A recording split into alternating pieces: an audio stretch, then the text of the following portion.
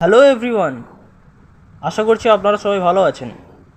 আমি অ্যাস্ট্রোলজার পল আপনাদের সাথে। আজকের টোটকাটা হচ্ছে বেসিক এডুকেশন থেকে হায়ার স্টাডি সবার জন্যই প্রযোজ্য। দেখুন, একটা কথায় আছে, যদি আপনি পড়াশুনো না করেন কোনো ভগবানও আপনাকে ভালো রেজাল্ট করাতে পারবে না।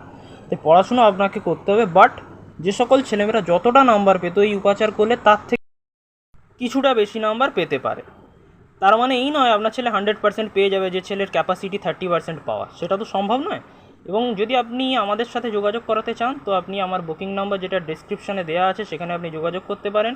সেখানে বেসিক এডুকেশন থেকে হায়ার এডুকেশনের রেমেডিয়াল গাইডলাইনের মাধ্যমে প্রপার এবং অনেকটা নাম্বার বাড়ানো যায়। বাট যারা যোগাযোগ করতে পারছেন না, যারা আর্থিকভাবে সমর্থ নন, তাদের জন্য এই উপাচারগুলো। আপনারা বাড়ির 45 ডিগ্রি মেজর ডিগ্রি বাড়ির বাস্তুপুরুষের মাথা নর্থ ইস্ট এইখানের কর্নারটাকে পরিষ্কার রাখবেন এবং এই জায়গায় ছেলেমেয়েকে পড়তে বসাবেন। 35 ডিগ্রি অর্থাৎ নর্থ ইস্ট বা নর্থের সাইডের দেওয়ালটা পরিষ্কার রাখবেন এবং ওইখানে ছেলেমেয়েকে পড়তে বসাবেন। অথবা 225 ডিগ্রি মানে সাউথ ওয়েস্টের ওয়াল, মানে যেটাকে দক্ষিণ পশ্চিম কর্নার বলে, বাড়ির নৈরিত কোণ, সেটা পরিষ্কার রেখে সেইখানে বাড়িতে ছেলেমেয়েকে পড়তে বসাবেন। ওকে।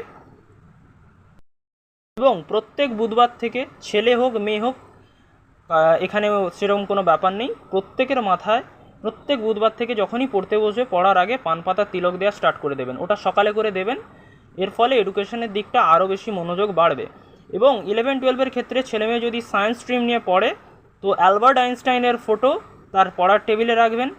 এবং যদি 225 ডিগ্রিতে পড়তে বসেন তাহলে দেয়ালে টাঙিয়ে দেবেন, 225 ডিগ্রি যদি হয়। বাকি ডিগ্রিসগুলোতে টেবিলে রাখবেন। এবং যদি ছেলে মেয়ে আর্ট স্ট্রিম নিয়ে পড়ে তো রবীন্দ্রনাথের ছবি, এবং যদি ছেলে মেয়ে কমার্স নিয়ে পড়া স্টার্ট করে তো যে কোনো মৃত বিজনেসম্যান, কিন্তু সে বড় বিজনেসম্যান, এমন একজনের ছবি রাখতে পারেন।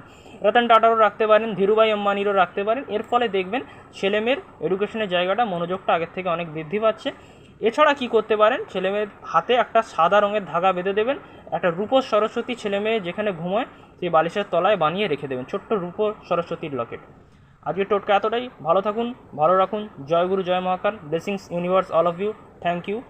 এবং আমার চ্যানেলটা সাবস্ক্রাইব করবেন এবং ভিডিওগুলো লাইক করবেন। ভালো থাকুন। জয় গুরু, জয় মহাকাল।